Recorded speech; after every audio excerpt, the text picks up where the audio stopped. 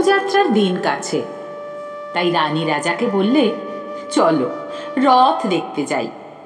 রাজা বললে, আচ্ছা।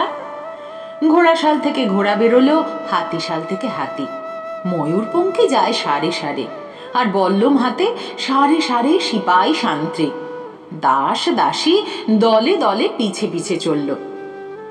কেবল বাকি রইল একজন। রাজবাড়ির ঝাঁটার কাঠি কুড়িয়ে আনা তার কাজ। সর্দার এসে দয়া করে তাকে বললে, হরে তুই যাবি তো আয়। সে হাত জোর করে বললে, আমার যাওয়া ঘটবে না।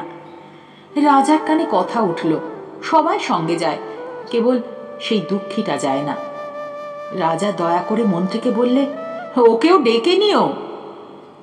রাস্তার ধারে তার বাড়ি। হাতি যখন সেইখানে পৌঁছলো, মন্ত্রী তাকে ডেকে বললে, ওরে দুঃখী, ঠাকুর দেখবি চল। সে হাত জোর করে বলল, কত চলবো? ঠাকুরের দুয়ার পর্যন্ত পৌঁছই এমন সাধ্য কি আমার আছে? মন্ত্রী বললে, ভয় কিরে তোর, রাজার সঙ্গে চলবি।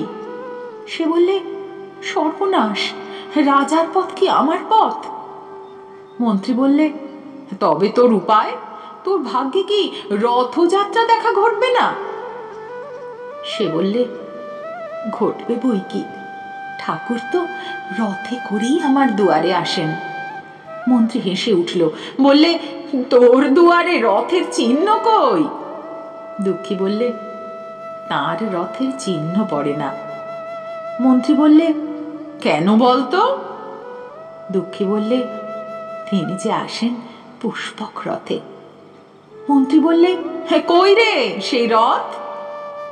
দুঃখী দেখিয়ে দিলে, তার দুয়ারের দুই পাশে দুটি সূর্যমুখী ফুটে আছে।